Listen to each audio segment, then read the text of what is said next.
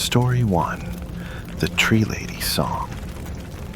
Castle Rock was a town that held its secrets like a clenched fist, a place of rolling hills and shadowed woods where the past never quite stayed buried.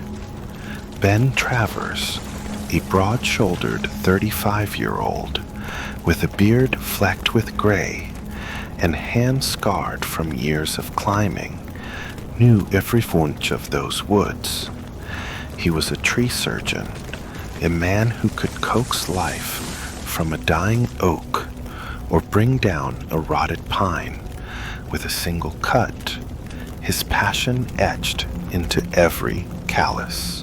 Ben loved his job, loved the smell of sap, the weight of the chainsaw, the way a tree's rings told a story of decades.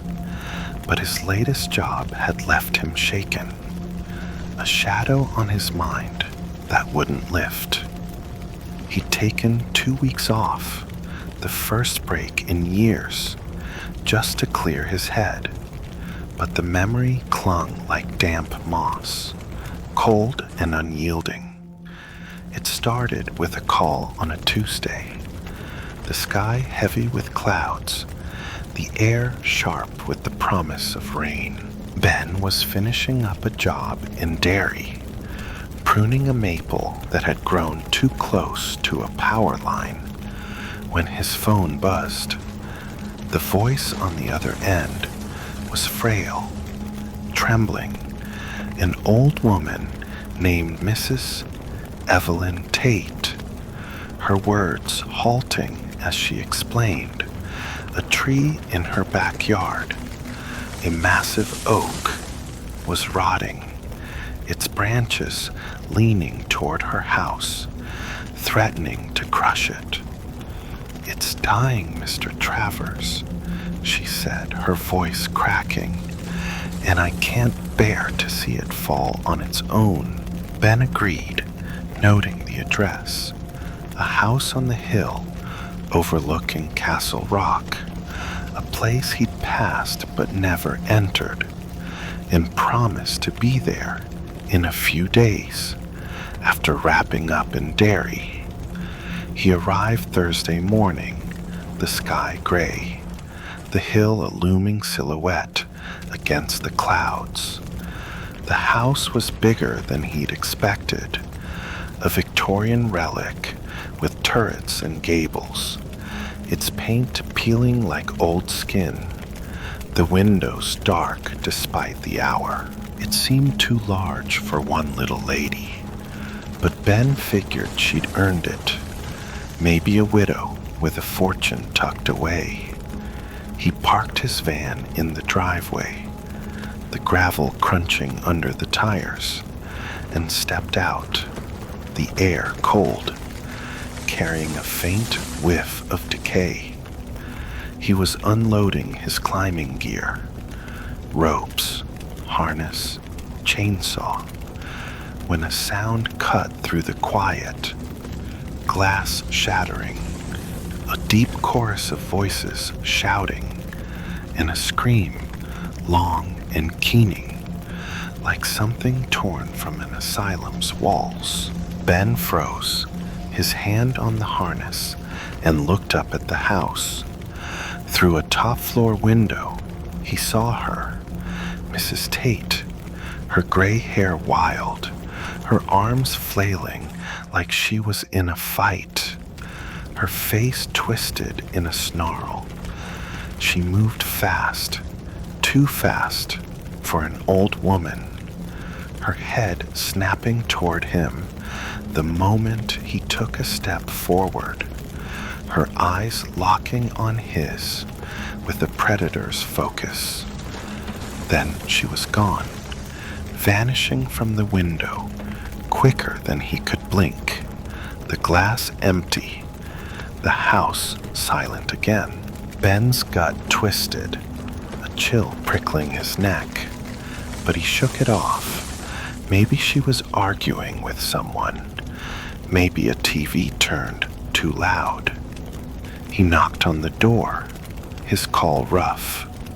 Mrs. Tate? Ben Travers, here for the tree. A pause, then a soft voice. Stay there, dear. I'm slow in my old age. The door creaked open, and there she was, small, hunched, her face a map of wrinkles, her eyes milky but sharp, darting over him like she was measuring him for a coffin. She smiled, a thin stretch of lips, and Ben forced a grin, though her words felt hollow after what he'd seen.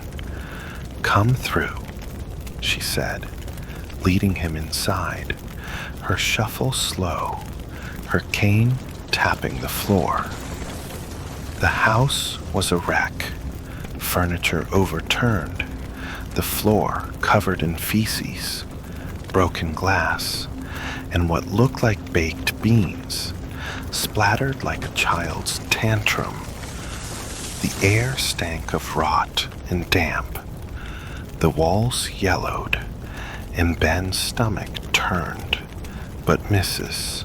Tate seemed oblivious, her cane tapping as she led him to the back garden.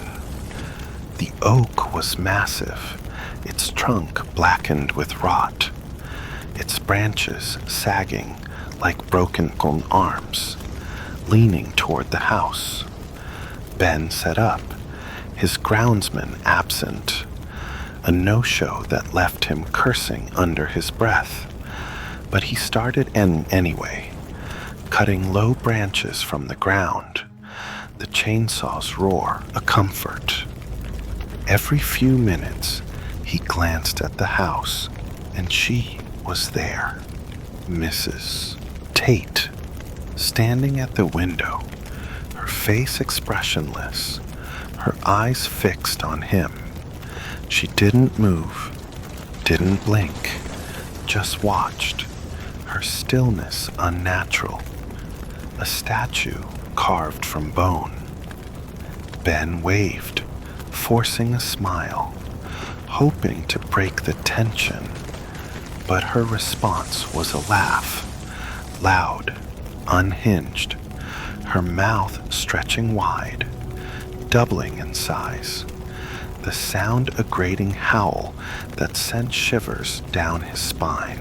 She tapped the glass with her finger, slow and rhythmic, and started singing, her voice high and cracked. They're coming to take me away. Ha, ha. They're coming to take me away. Ben's blood ran cold, the chainsaw stalling in his hands, the song a taunt from a nightmare. He dropped his tools, grabbed his gear, and bolted, hopping the side gate, the oak forgotten.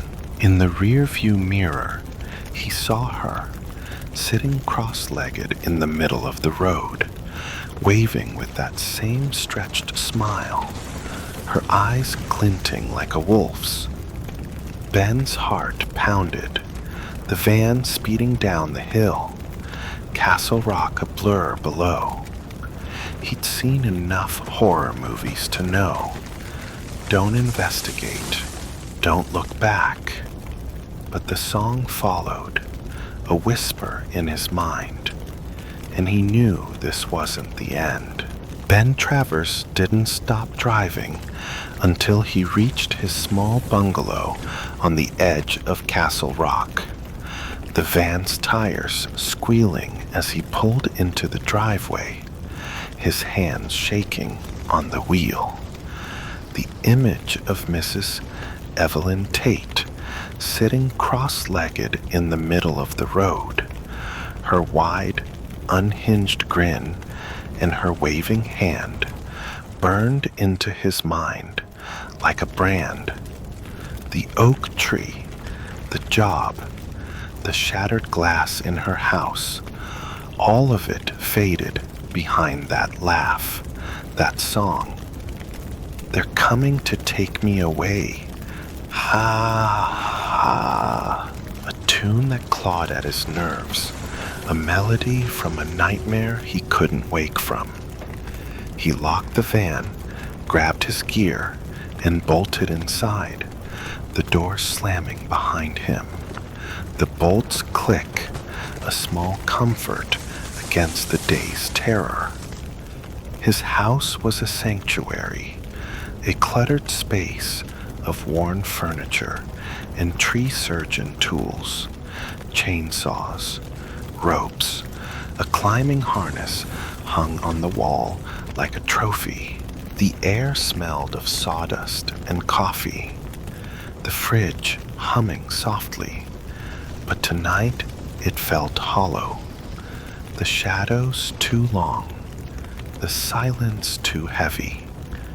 Ben poured a whiskey, the burn steadying his hands, and sank onto the couch, the TV flickering on to a late-night rerun of The Twilight Zone, the black and white glow a weak shield.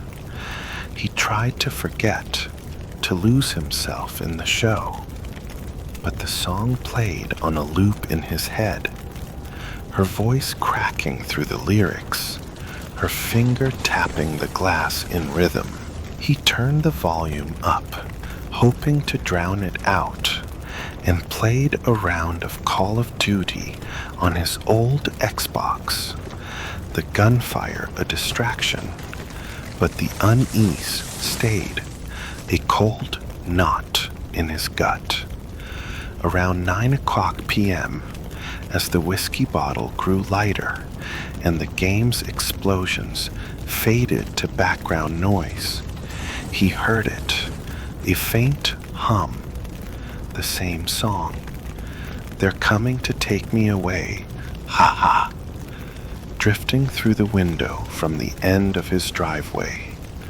Ben froze, controller slipping, his heart slamming against his ribs. He'd told his buddy, Nate, about the job, the scream, the mess in her house. Nate, a fellow tree surgeon with a laugh like a foghorn, had chuckled. Sounds like a crazy old bat. You're fine. Ben had laughed too, but now, hearing the song, he thought maybe Nate was pranking him. A cruel joke to lighten the day. The hum grew louder, the voice unmistakable. Mrs. Tate's, high and cracked, singing with a glee that chilled his blood. Anger overtook fear, the whiskey fueling his nerve, and Ben stormed to the door, yanking it open, ready to yell at Nate for the stunt. "Cut it out, man," he shouted, but the words died in his throat. There she was, Mrs. Tate, 25 yards away, standing at the end of his driveway, under the streetlight's weak glow, her gray hair wild, her body frail in a tattered nightgown, a spoon in her hand, like a conductor's baton, singing that damned song. Her eyes glinted, locked on him, her grin stretching wide, the same unhinged smile from the road, and Ben's legs nearly gave out, the whiskey bottle slipping from his hand, shattering on the porch. He slammed the door, locking it, his breath coming in gasps, and pressed his back against the wood, waiting for the singing to stop. It didn't. She kept going, the song a taunt, her voice rising and falling, a hymn of madness. Curiosity, that old killer, got the better of him, and he crept to the door, peering through the peephole, his hands trembling. Her eyes stared back, inches away, milky but sharp, boring into him through the glass, her grin a slash of menace. Ben's knees buckled, a scream caught in his throat, and he stumbled back, the bat from his gear bag now in hand, his heart a drum in his chest. The staring stretched on, a minute of frozen terror, her gaze unblinking until she moved, her hands slamming the door, kicking it, the wood shuddering under her blows, her frail frame impossibly strong. Ben backed away, the bat raised, his phone fumbling in his hand as he dialed 911, the dispatcher's voice a lifeline. "Castle Rock PD, what's your emergency?" "She's here," he shouted. "The lady from the job. She's at my house, trying to break in." The banging stopped, sudden as a snapped string, and he crept to the window, peering through the blinds. Mrs. Tate was walking away, her shuffle slow, her laugh echoing as she disappeared into the fog, the streetlight flickering as she passed. The cops arrived 10 minutes later, 2 officers with flashlights and skeptical frowns. Hargrove and Dunn, locals Ben knew from the bar. They searched. No tracks, no sign. Just the shattered whiskey bottle on the porch, the air cold and damp. They didn't believe him. Their report a formality. But Hargrove's eyes lingered on the woods beyond Ben's house, where the pines stood thick and silent. "Stay safe, Travers," he said, and left, the cruiser's taillights fading into the fog. Ben didn't sleep, the bat by his side, the TV on, the song a whisper in his mind. He quit jobs after that, the mill hiring him for desk work, but the memory lingered, her grin, her song, the tap of her finger. At night, he'd hear it, a hum, faint, from the woods, her voice calling through the fog, a madness that Castle Rock couldn't bury, the shadow that wouldn't let him go. Story 2. The Ding Dong Ditch Dare. Bangor was a town of quiet streets and shadowed corners, where the Penobscot rivers murmur, blended with the rustle of leaves, and the fog rolled in like a shroud over the newer neighborhoods on the west side. Ryan Kessler, a wiry 14-year-old with a shock of brown hair and a nervous grin, knew these streets well, growing up in a tidy cul-de-sac where the lampposts glowed warm and the lawns were manicured. That summer night, he was at his best friend Jim Harker's house, a sprawling 2-story with a basement full of video games and a backyard that opened to the woods. Jim, tall and brash with a mop of blonde hair, was the leader of their crew. Ryan, James Carter, a stocky kid with glasses, and Tom Ellis, the quiet one with a knack for drawing. They'd just come back from an hour at Bounce Zone, a trampoline park, their legs tired but their energy high. The night young at 10 p.m. The 4 of them sprawled on Jim's living room floor, controllers in hand, the TV blaring Call of Duty, their laughter filling the air. Ryan was cautious about late-night adventures, especially in unfamiliar places. His mom, Lisa, a nurse with a stern voice, had drilled safety into him. But Jim's neighborhood was well lit, the group large, and they all had phones, fast enough to run if needed. "Let's stay out," Jim said, tossing a soda can. "Explore a bit." Ryan checked his phone, 10:05 p.m., and nodded, figuring they'd be fine, a mistake he'd later regret. They grabbed jackets, the air cool outside, and headed down the boulevard, the streetlights a golden chain, their chatter light. Girls, games, the trampoline flips they'd nailed. After an hour, their legs aching from the earlier jumps, they reached the end of the street, the lampposts fading into darkness. A dilapidated metal gate loomed ahead, rusted and sagging, a stark contrast to the modern houses behind them. Beyond it stretched a barren expanse, dirt piles and skeletal foundations, a suburb in its fetal stages, abandoned and eerie. Ryan stopped, unease prickling his neck, the air too quiet, the fog thickening. "What, Jim?"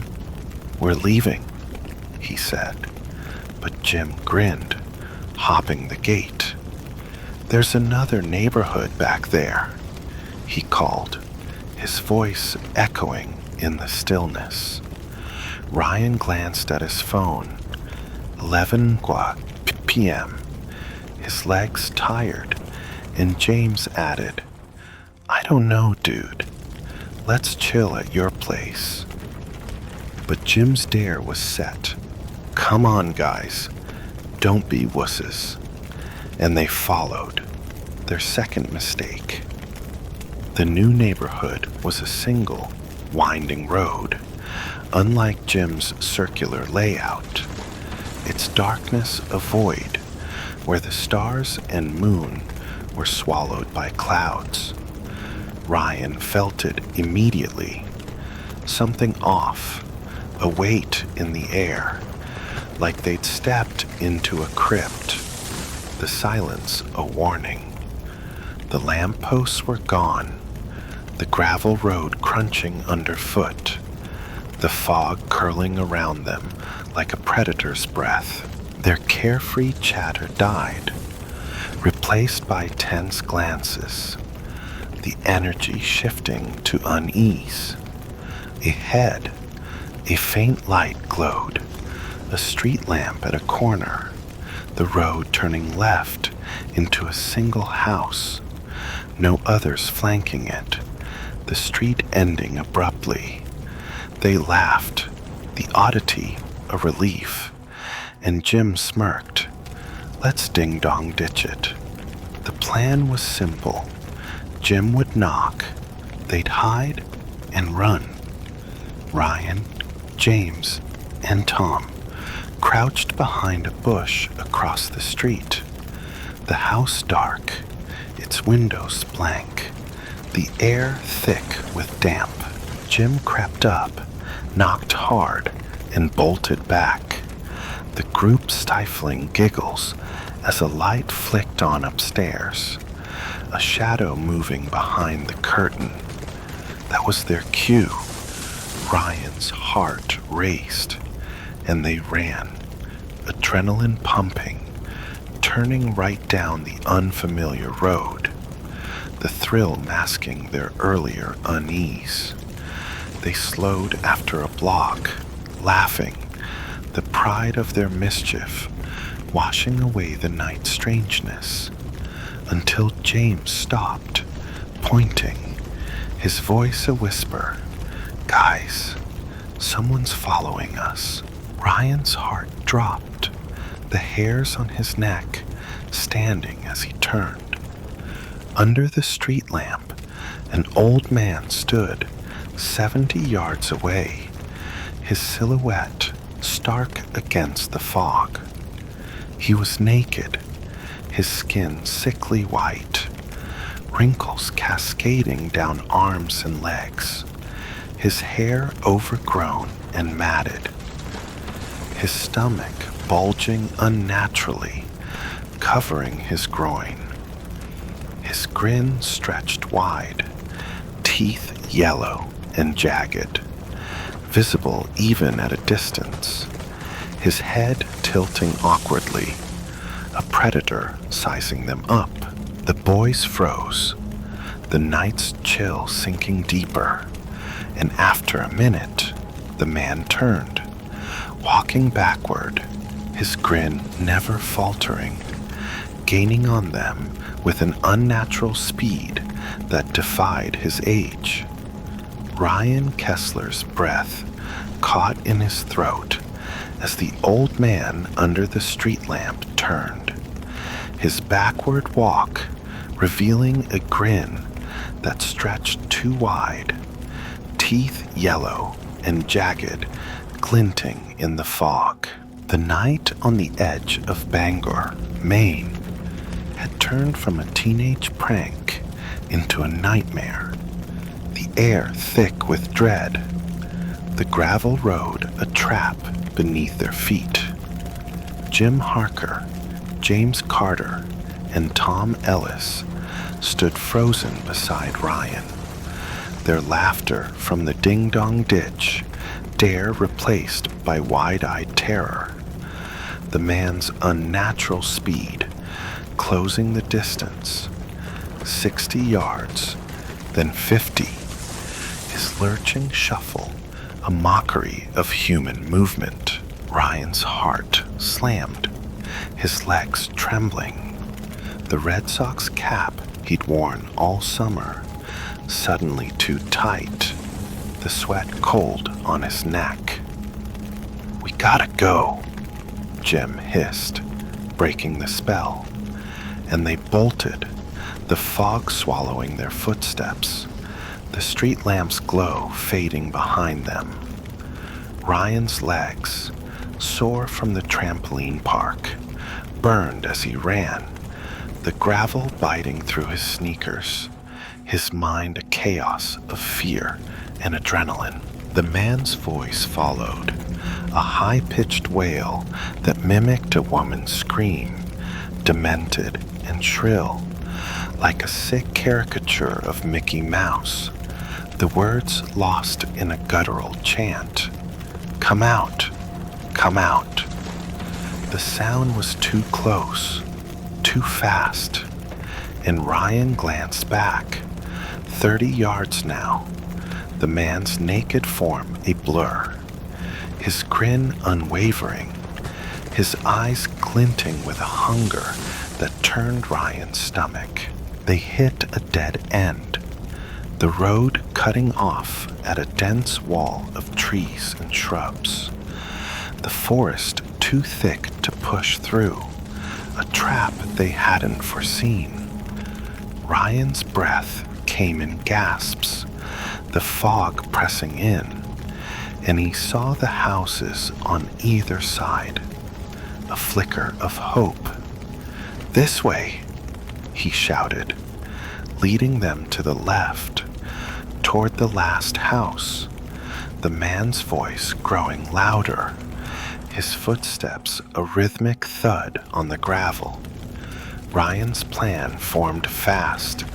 Hide, wait, outsmart him. They darted into the backyard, a row of tall pines offering cover, and Ryan whispered, "Hoods up, watch between the houses. When he passes, we run back to Jim's." The others nodded, their faces pale, hoods pulled tight, the night's chill sinking deeper. They crouched, peering through the pines, the man's silhouette nearing. 20 yards, then 10.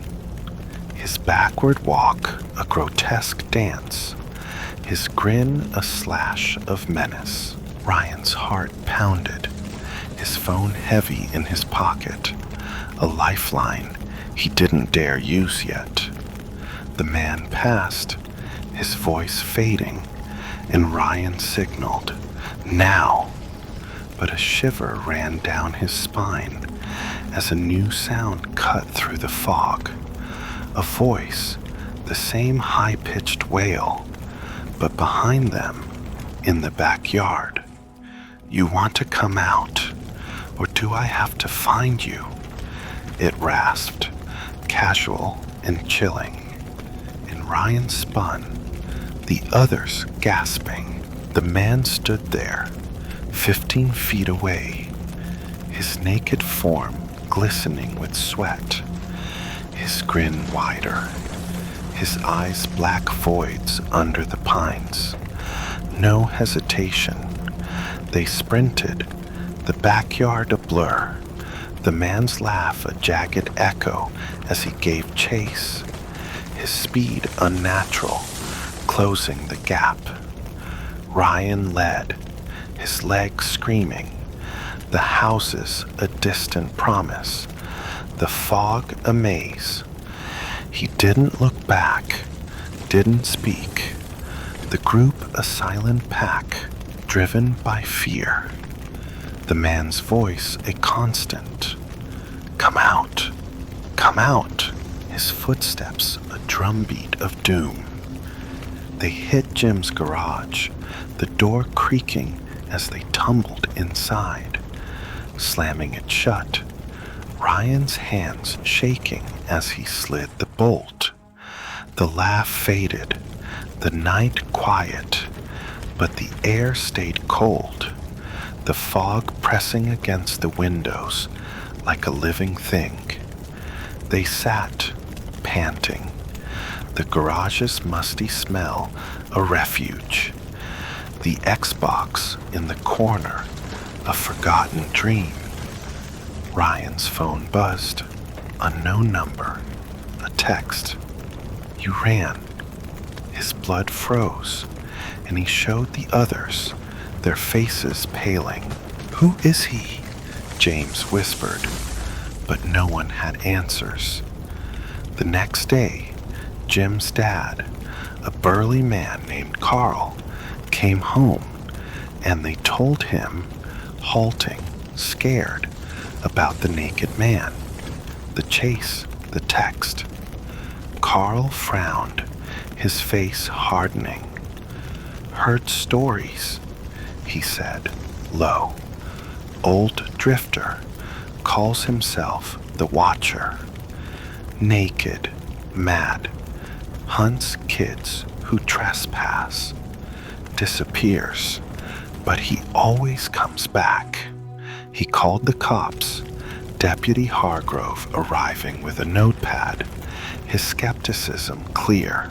"No tracks, no proof," Hargrove said, but his eyes lingered on the woods, where the fog never lifted. The weeks after were a haze. Ryan stopped wandering at night, his mom noticing his silence, his dad questioning the shadows under his eyes. The text stayed, a ghost in his phone, and late at night, he'd hear it, a laugh, faint, from the yard, the Watcher's grin in his dreams. Jim, James, and Tom drifted, their bond fractured, and Ryan started carrying a pocket knife, checking locks, jumping at every sound. Banger's newer side hid its darkness well, but the Watcher had marked him, a shadow on the trail that night, a grin that promised return. In a town where the past lingered, Ryan had learned some dares weren't worth taking, and some chases never ended. Story 3. The Car in the Woods. Derry was a town where the shadows seemed to breathe, a place of deep woods and deeper secrets, where the barrens stretched like a scar through the heart of the land, and the Kentucky extreme whispered tales no child should hear. Josh Carter, a scrappy 13-year-old with a mop of dark hair and a grin that hid his nerves, knew those woods like the back of his hand. He'd grown up on the edge of Derry, in a tidy neighborhood where the houses were new, but the forest was ancient, a labyrinth of pines and brambles that called to kids with a thirst for adventure. Josh and his best friend, Kevin Marsh, a lanky kid with freckles and a laugh like a hyena, were inseparable, their summers a blur of bike rides, fort building, and dares that pushed the limits of their courage. That July afternoon was hot, the air thick with humidity, the cicadas droning in the trees as Josh and Kevin pedaled their bikes into the barrens, their backpacks stuffed with snacks, and a flashlight Josh had swiped from his dad's toolbox. They decided to explore deeper than usual, past the forts they'd built with other neighborhood kids, into a part of the woods they'd never braved before. "Let's find something new," Kevin had said, his eyes glinting with mischief, and Josh agreed, the thrill of the unknown outweighing the unease that prickled his neck. They ditched their bikes at the edge of a clearing, the grass tall and yellowed, and pushed into the pines, the air cooling as the canopy closed overhead. They wandered for an hour, goofing off, Kevin climbing a low branch to swing like a monkey, Josh tossing pine cones at him, their laughter echoing through the trees. The woods were alive, the rustle of leaves and the snap of twigs a constant hum. But as they ventured deeper, the sounds faded, a silence settling that felt too heavy, too watchful. Josh was about to suggest turning back. He didn't like the way the shadows seemed to move, when Kevin stopped, pointing ahead. "Look!" he shouted, running forward, and Josh followed, his sneakers snagging on roots, until he saw it. A car, white but rusted, half buried in the earth, its back left tire sunk into the ground, the convertible top gone, not by design, but sliced clean off, the metal jagged where it had been cut. "Holy crap," Kevin breathed, jumping onto the hood, the metal groaning under his weight. "It's a car, Josh." In the woods, Josh hesitated, unease creeping up his spine, the car out of place, a relic that didn't belong. It was a sedan, old, 70s, maybe, its paint chipped, the windows shattered, the interior a mess of torn seats and mildew. "We're on someone's property," Josh said, glancing around, spotting a house in the distance, its roof barely visible through the trees. "We should go." But Kevin was already at the trunk, banging on it with a stick. "Let's see what's inside," he said, and Josh's curiosity won, his caution fading as he joined in, the thrill of discovery a pull he couldn't resist. They tried to pry the trunk open, using sticks and rocks, the metal denting under their blows, but not giving. "It stuck," Josh said, wiping sweat from his brow, the air growing heavier, the smell of rust and damp earth thick. Kevin spotted a boulder nearby, the size of a basketball, and they hauled it over, placing it on the trunk. "On three," Kevin said, and they jumped, the rock slamming down. Once, twice, until the trunk popped open with a groan, the hinges screaming, a wave of musty air hitting them. Iron, mildew, and something stale, like an old attic untouched for decades. Inside was a wooden box, small and weathered, its latches rusted, placed upright in the center, the trunk otherwise clean. No dust, no dirt. Despite the years it must have sat there, Josh frowned. The box too neat, too deliberate, and the woods felt quieter now. The cicadas gone, the air pressing in. "Let's take it to the fort," he said, his voice low, the unease back, stronger. They grabbed the box, its wood rough, and hiked back to their fort, a makeshift structure of sticks and tarps, hidden in a clearing, a spot where the neighborhood kids gathered. The box was heavy, the latches stubborn, but they pried it open with a pocket knife, the hinges creaking, revealing its contents. Black and white photos of a boy with long hair, staring blankly at the camera, his eyes hollow, a necklace with an upside-down star pendant, the metal cold, and a pack of matches, faded but intact. Josh's stomach turned, the photos unsettling, the boy's gaze too empty, and the star felt wrong, its edges sharp in his hand. They left the box at the fort, the sun dipping low, and headed home, eager to show the other kids the next day.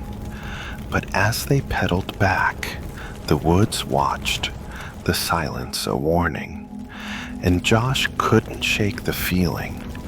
They'd found something they shouldn't have, and Derry's shadows had taken notice. Josh Carter couldn't sleep that night after finding the car in the Derry Barrens.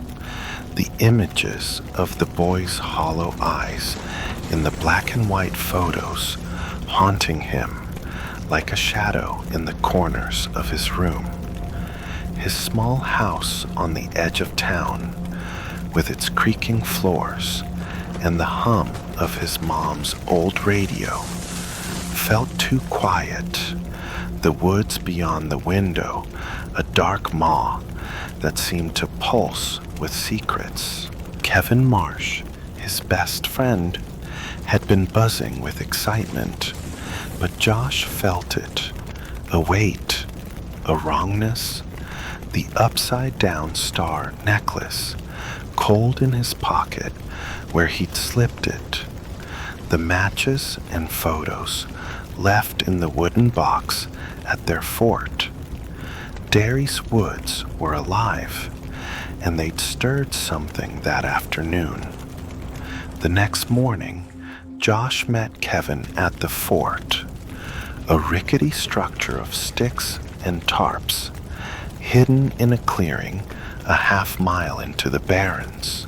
The other neighborhood kids, Mark, a stocky 12-year-old with a loud mouth, and Sarah, a shy girl with braids, were there, their eyes lighting up as Josh and Kevin hauled the box from the bushes. "What's this?" Mark asked, kicking a stick, and Josh opened it, the hinges groaning, revealing the photos, the necklace, The matches. Found it in a car, Kevin said, grinning, but Josh's voice was low. It's weird, guys. The trunk was too clean. Sarah frowned, picking up a photo. The boy's stare unnerving, and Mark laughed. Let's burn it. Make a fire. They gathered twigs, the matches striking with a hiss, and soon a small fire crackled, the photos tossed in, the flames licking the edges, the boy's eyes burning away. Josh watched, the necklace heavy in his hand, the air growing thick, the woods too quiet, the cicadas gone. The fire died, the ashes scattering, and they laughed, the thrill of destruction, a fleeting victory, until Mark screamed. The fort was collapsing, sticks crashing, the tarp tearing, and when the dust settled, the photos were back, scattered across the ground, their edges charred, but the eyes burned through, hollow and accusing. The box lay open, the necklace glinting, and Josh's stomach dropped, a cold sweat prickling his skin. What the hell? Kevin whispered, and Sarah backed away, her braids trembling. Mark kicked the photos. Someone's messing with us. Older kids, maybe. But Josh knew better. The woods felt alive, the silence a trap, and the photos' return was no prank. They gathered the pictures, threw them back in the box, and buried it near a swampy patch, the mud sucking at their shoes, the necklace still in Josh's pocket. It's over, he said. But the unease stayed, a shadow on his mind, and they left, the fort a ruin behind them. Weeks passed, the incident fading into summer's haze. Bike rides, ice cream, the neighborhood pool, until Kevin invited Josh to his dad's gym, a rundown place on the edge of town where Mr. Marsh coached kids. It was late August, the air warm, and Josh hopped out of the van, dropping something, a clink on the pavement. He looked down, the necklace, the upside-down star, its metal cold despite the heat. Kevin's eyes widened, and Mr. Marsh, a burly man with a beard, laughed. What's that, boys? Some kid junk? Josh stammered, telling the story. The car, the box, the burned photos. And Mr. Marsh chuckled, snatching it. Nothing to worry about, he said, tossing it down a storm drain, the splash echoing. No one's coming after you. That night, Josh stayed at Kevin's, the Xbox blaring Halo, their laughter a shield. They needed a controller from Josh's house, and he led Kevin through the garage door. His German shepherd, Chance, a 200-pound shadow at his side. The air inside was still, the garage dim, and a voice cut through, deep, chilling. Welcome home, Josh, rasping from the shadows, the words curling around him like smoke. Josh grabbed Chance, his cry sharp, and they ran. Kevin's dad, Mr. Marsh, checking the house. Nothing, just silence, the dog whining. From that day, strange things followed. Doors creaking, whispers at night, a shadow in the hall. both boys plagued by the memory they'd repressed. Years later, at 24, Josh and Kevin, now adults, smoked pot in the Barrens, the trail leading back to that spot. They parked near the woods, the car a modern shield, and walked further, the air thick with memory. Josh popped the trunk to stash his hoodie, his hand brushing something. Photos, the same boy, unburned, pristine, staring back. Panic seized him, an anxiety attack tightening his chest. Kevin's face mirroring his fear. They burned the pictures again, burying the ashes. But the woods watched, the silence a promise. Josh hasn't slept well since. The boy's eyes in his dreams. The voice in the garage, a whisper that won't fade. Derry's shadows, holding tight to a secret they'd unearthed.